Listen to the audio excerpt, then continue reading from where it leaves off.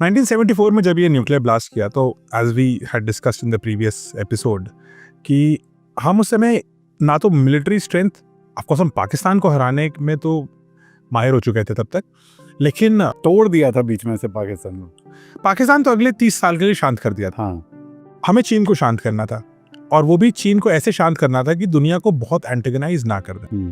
तो एक हद तक हमने चीन को भी शांत कर दिया अगले 20-30 साल के लिए, लेकिन उसका एक बाय प्रोडक्ट ये निकला कि हमने ये नहीं एंटिसिपेट किया था कि वर्ल्ड का रिएक्शन इतना नेगेटिव होगा। हमने एंटिसिपेट किया था कि थोड़ा कंडेमनेशन होगा, थोड़ा लोग बोलेंगे इधर उधर, उसके बाद they will fall in place, लेकिन ऐसा नहीं हुआ।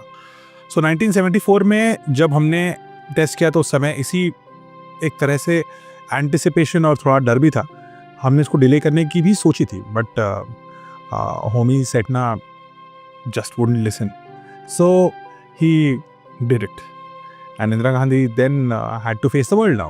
सबसे पहले तो पार्लियामेंट में उन्होंने फेस किया. That was your first projection to the world. तो Indira Gandhi was very categorical कि ये एक experimental टेस्ट है, ये peaceful explosion है, लेकिन we were trying to make a picture कि ये पीसफुल है. स्माइलिंग बुद्धा इसका नाम है, स्माइलिंग है, बुद्धा है, बुद्ध पूर्णिमा के दिन हुआ है, हम कह रहे हैं पीसफुल है, और हम ये भी कह रहे हैं कि हम इसका वेपन नहीं बनाएंगे। हमने वेपन नहीं बनाया इसका, हमने सिर्फ एक्सप्लोजन किया साहब, है ना।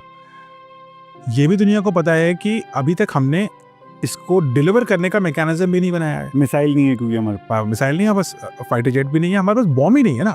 It is not encased as a bomb. Nuclear bomb is like a bomb, it looks something, है ना। तो it looks like a structure, वो है ही नहीं कुछ, ये तो बस एक एक्सप्लोजन हो गया। केमिस्ट लैब में जैसे आप एक एक्सपेरिमेंट करते हो, ये वैसा बस। हाँ, it was a peaceful scientific explosion, and Indira Gandhi said कि I am willing to share this nuclear technology with the rest of the world. Problem ये थी कि वर्ल्ड रिएक्शन सिर्फ हमारी न्यूक्लियर टेक्नोलॉजी को ही नहीं इफेक्ट करेगा, क्योंकि then the world is racing to do two things.